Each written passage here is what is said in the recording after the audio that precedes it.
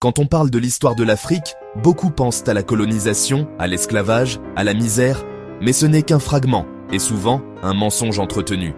L'Afrique, c'est le berceau de l'humanité, le continent où tout a commencé.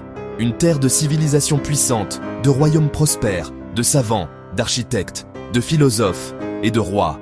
Voici l'histoire d'un continent que le monde a voulu effacer, mais qui n'a jamais cessé de briller.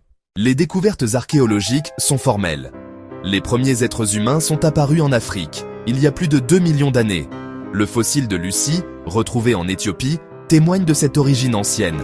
Les premiers outils, les premières formes d'art rupestre, les premières migrations, tout commence en Afrique. L'Afrique, c'est le point de départ de toute l'humanité.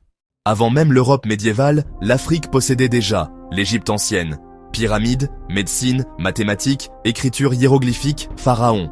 Civilisation née en Afrique du Nord, sur les bords du Nil, le royaume de Kush, Nubie. Au sud de l'Égypte, ce royaume africain a conquis l'Égypte au 8e siècle AVC. J.C. Les pharaons noirs ont régné sur les deux terres. Ce royaume avait ses propres pyramides, écriture et armée. Carthage, Tunisie actuelle. Fondée par les Phéniciens, Carthage est devenue une puissance méditerranéenne.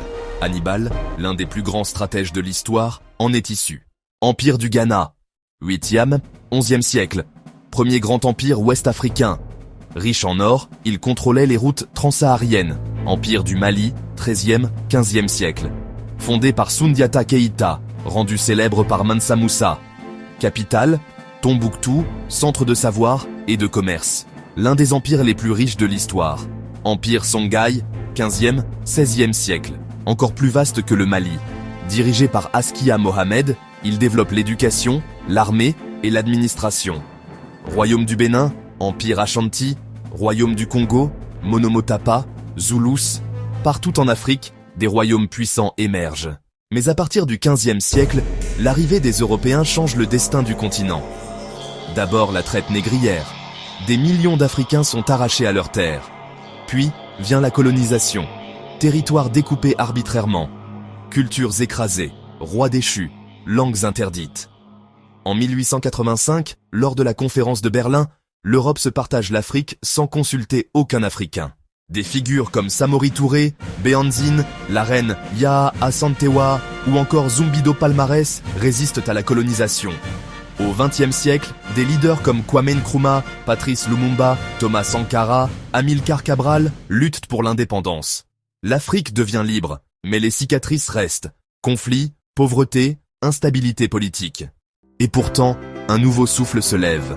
L'Afrique reprend sa voix, son histoire, sa fierté. Aujourd'hui, l'Afrique est le continent le plus jeune du monde. Une force culturelle, musique, cinéma, littérature, art. Un espace d'innovation, de résistance, de rêve. Mais surtout, l'Afrique est vivante, debout, déterminée à écrire son propre avenir. Si cette vidéo t'a appris quelque chose, partage-la. Commente avec le nom d'un roi, d'un empire ou d'un héros africain que tu veux qu'on explore ensemble. Abonne-toi pour ne jamais oublier que l'Afrique a une histoire et qu'elle ne fait que commencer.